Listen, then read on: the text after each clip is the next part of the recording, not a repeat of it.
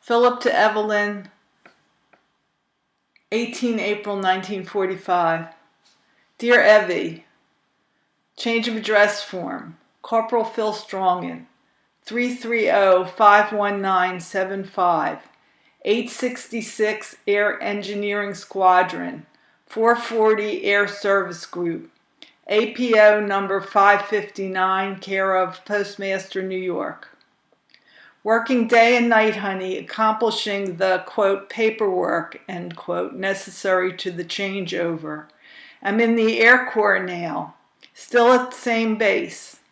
Maybe good news later. We'll write as soon as possible. Love to all. I adore you, my darling. Ever your Phil. Evelyn to Philip, April 20th, 1945.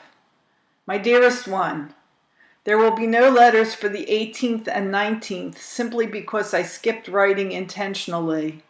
I haven't had mail for days and I'm getting tired with the one-sided correspondence.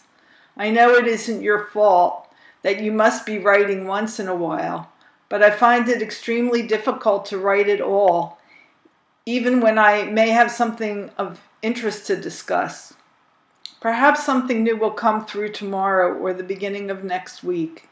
Tomorrow will be the 21st, and I have had but 2 communications, 2 and 5 April, for the entire month. However, we'll drop the subject immediately, for it is for this reason that I skipped writing. I didn't want to bore you with my disgusted feelings. Harry Weinman sent us each, Mom, Goldie, and myself, a box of Cody's face powder. I intend to write and thank him over the weekend. Wednesday night, I wrote a letter to the Bennises and started a letter to the Davies. I gave up writing the letter when I was half through, for my patience ran out. Last night, on the spur of the moment, I decided to go out to Dot's. As soon as Adele was asleep, about 8:45, I left and arrived at Dot's at about 9:35. My main purpose in going out there was to pick up your, quote, manuscript, unquote. While there, Dot showed me some sets of underwear that her aunt had gotten for Harold. They consist of a summer shirt and button-on panties.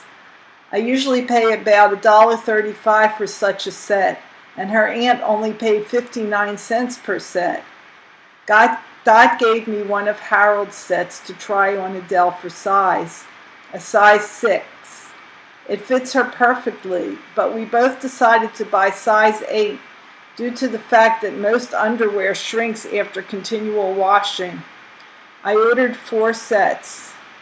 We sat about, Dot's aunt, Dad's sister, Dot and myself, and chatted until 11. Had coffee and cake and compared pictures. I learned that Lauriston charges $3 to color a photo.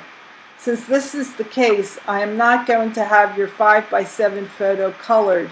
Instead of paying $7 for one 5x7 in color, I'm going to order 3 of the 5x7 shots plain at a cost of $5.50. We'll have the large 8x10 in color, so I can see no sense in coloring the other. Of course, if you insist upon having the 5x7 shot colored, I shall be glad to oblige. Kindly advise, baby. I would like to give one picture to my folks and the other to Mom. I don't want to spend too much at Lauriston's because Gloria is coming to Philly shortly, and we're going to have family pictures made as I promised. The death of Ernie Pyle was another blow. Seems like God is taking all the humanitarians off this earth. I'm beginning to wonder if there is a God. I was offered a full-time job in an insurance office, 9 to 5 daily and 9 to 12 Saturday at $35 per week. It seems to me that I can't do much better as far as money is concerned than I am doing on my present job. Dot was telling me that a serviceman's wife can join the Blue Cross plan as an individual, so I've asked her to get me the necessary forms. By the way, Dot is also a working gal. She works from 1 to 7 every day but Monday at a bakery near the Mayfair Theater and receives $20 per week. I just have room to say I love you so much, baby. Your Ev.